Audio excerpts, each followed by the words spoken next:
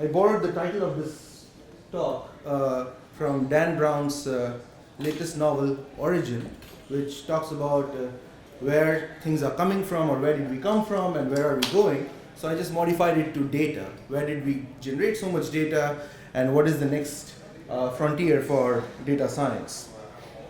So before I talk a little bit about where I'm from, because many people mistake Lehigh to be a high school. So Lehigh University is in Bethlehem, Pennsylvania, eastern Pennsylvania, about 55 miles north of Philadelphia, 75 miles west of New York.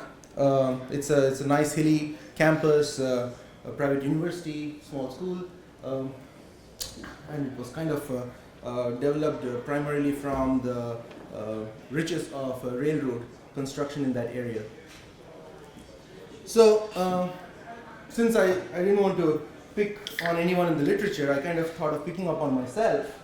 And so the very first journal paper that I published was titled Unsteady Nanoscale Thermal Transport Across a Solid Fluid Interface.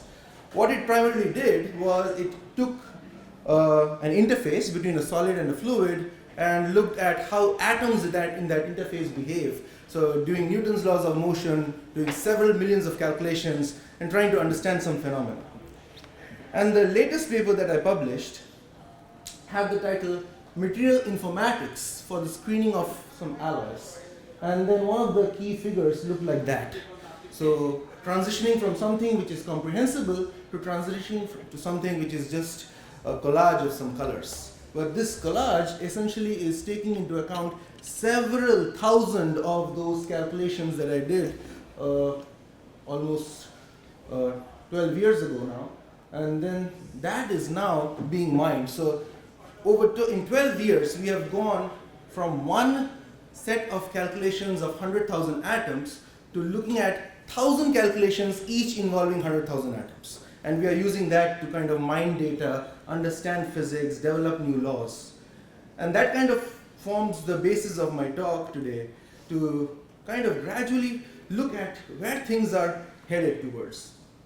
So if we kind of look at the general literature of data science, all these kind of keywords pop out: informatics, data analytics, machine learning, simulations, multiscale, and then they build towards cyber infrastructure, cyber engineering, digital twin, virtual manufacturing, and so on. So all this has come because of understanding some physical phenomena and building on top of that. So, and I'm just going to give you a few examples of these physical phenomena and what has happened. So for instance, this cover page image shows here a liquid droplet on an engineered surface, and how that droplet behavior is modified by engineering the surface. And to do that, what we did is did those atomistic calculations, looked at different surfaces and their properties under engineering conditions, material property changes. I mean, I don't want to go deep into the physics and science of it. The message I want to transfer is something that looks so nice and kind of glossy actually has so much of data going into it to kind of give us those physical interpretations. Let's go to a second example. Renewables was one of the discussion topics this morning. So Perovskites, or solar cells, are again one of the leading kind of candidates where money is being invested to kind of see if we can do some renewable energy conversion processes. And so perovskites are nothing but some chemical compositions that can take in some solar energy, convert it to usable electricity.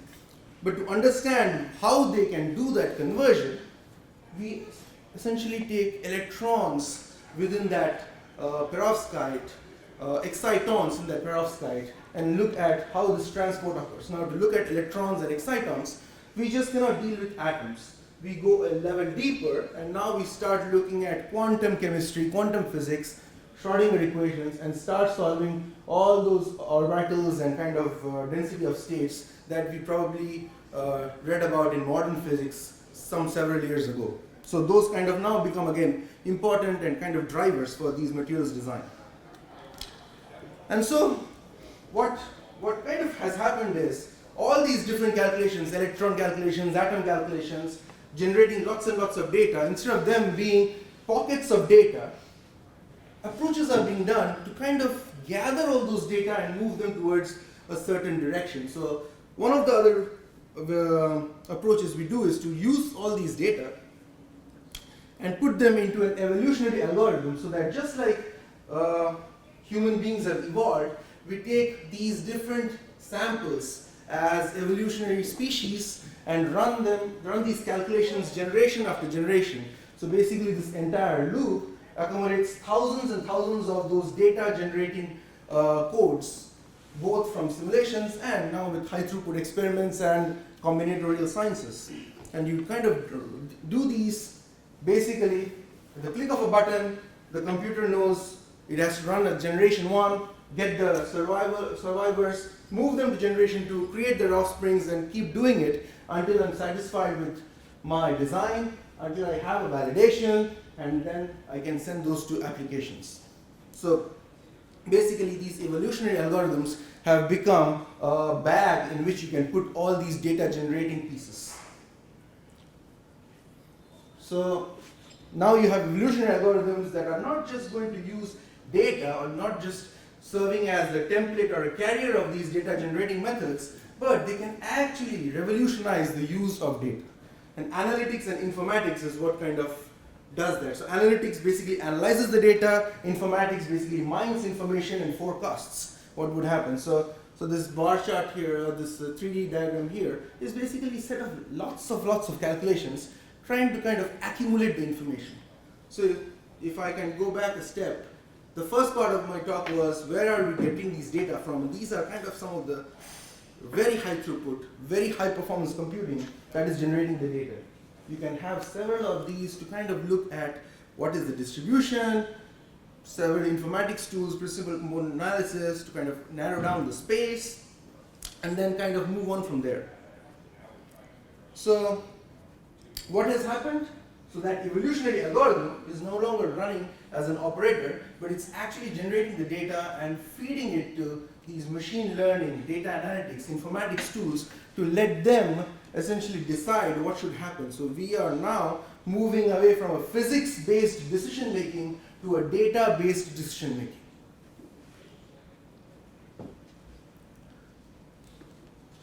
So that data-based decision making has led to some really interesting discoveries. So recently we were able to kind of identify some very super hard alloys that kind of revealed properties never seen before, twice as hard than commercial alloys, and this was all based off data that was available in the literature generated by us. There was no physics kind of making that decision for us. We went back to physics to validate it, but essentially it was data, pure numbers. And looking at the patterns in those numbers that kind of helped us make a discovery of sorts. So then the next question comes up, where is then data going? So when we think of data and when we think of high performance computing, two things come to mind. Most of the times computational scientists and engineers are kind of primarily concerned about the speed at which the discovery is done, speed at which the calculations are achieved. So when you're looking at speed, you're looking at enhancing the processors, moving from CPUs to GPUs, running longer calculations, larger systems, and so on. So, and a good example of that is this article where they kind of looked at the HIV-1 molecule in totality and used NVIDIA graphical processing units to kind of get those predictions. It was one of the kind of cutting edge works of the recent years. But the other thing that we kind of intrinsically put it under the radar or just put under the envelope of data storage is the volume of data. So not only accelerating data is important, but actually dealing with the larger volume of data becomes crucial. And that's what is kind of giving us this path towards something called digital engineering. So machine innovation is kind of a global platform which is kind of also working towards this digital engineering technique where you have all these different components of an engineering system. You start from the materials modeling, go to the process modeling, and finally at the supply chain operational statistics level. So you are doing everything from what a materials engineer would do to a mechanical engineer, chemical engineer, and finally to an industrial engineer. So, but the key thing is, each of these stakeholders are primarily disconnected. So they are generating their information in their own data centers, in their own pockets. They may not be even in the same university, they may not even be in the same country.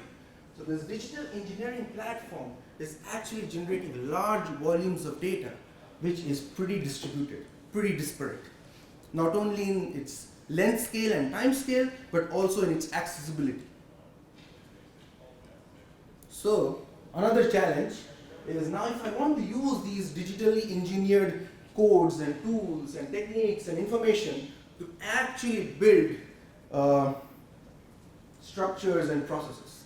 So instead of looking at atom by atom manipulation, I'm looking at data by data manipulation. I have all these different patterns of data, I can rearrange them and essentially develop a digital twin. So before I kind of ask the person in the machine shop to actually make a piece of a metallic component for me, or like a mold for me, I can actually use a digital twin concept to basically test the entire process from materials design all the way to the process handling and scalable production virtually, because I have all these data that has been generated from prior experience, prior literature and experiments. So taking an example, just looking at the transport, as I was talking about electron transport, if you are looking at energy transport in a system between an anode and a cathode, for example, in an electrochemical cell, I don't really need the physics anymore. I can actually try to tailor the process by adding pockets of data between the two potentially different locations. So that is essentially reconstructing the entire process, the entire physics, just by information from what, just from using the information from my previous simulations and experiments. So then, what is the challenge now? The challenge is no longer generating the data. The data that we have generated actually holds a lot of answers. The challenge now is trying to find the question that the answers are hidden for in those data. So we have all these different patterns, different pieces, different atomic, molecular, materials behavior built into this large sets of storage, data storage, but what are the questions that they can answer? That is kind of becoming the crucial aspect now. So all these different literature and books that are kind of coming along, they are validating our explosion of data generation. And the usage has to be more smart, intelligent. And that's kind of ties in with the usage of data infrastructures and data centers. So at the very small level, we basically have these scientific data elements. So it could be my laptop, it could be my office supercomputer, it could be my university supercomputer, where I know what calculations are being done, I know what is being stored. At the second level, I'm basically trying to integrate the data from my computer with data from my, say, students' computer, or data across multiple universities, data with my collaborators on a grant, and so on. At the larger level, when we have like virtual institutes or even like cross-disciplinary global institutes, we are trying to seamlessly access those data from one server to the other, from one data center to the other. Understanding that the accessibility rules, the operational rules, time zones, everything is different.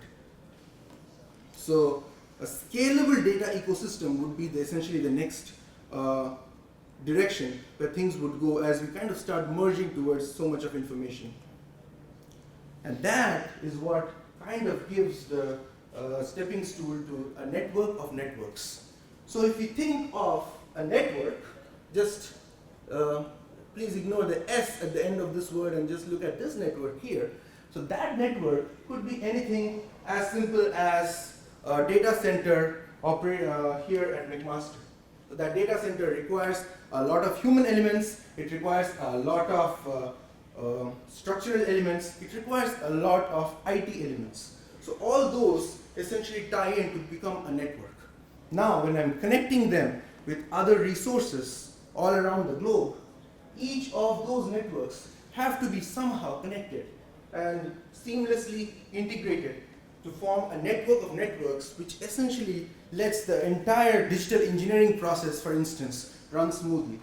Run smoothly even in kind of obstructions of power, obstructions of politics, obstructions of personnel, and so on. But in parallel, the other challenge that comes up is the efficiency. If you are trying to run these, let's say I have a UPS that kind of makes sure that this, the hypothetical utopian UPS that kind of makes sure that these data centers are operational forever. Is that cost, is that energy cost really something we want to afford?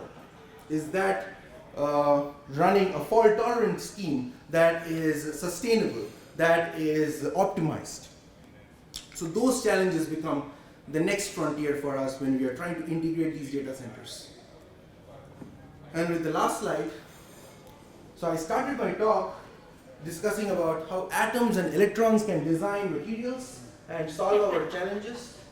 And I'm ending the talk by actually bringing about a greater problem of integrating and optimizing a global network of data centers.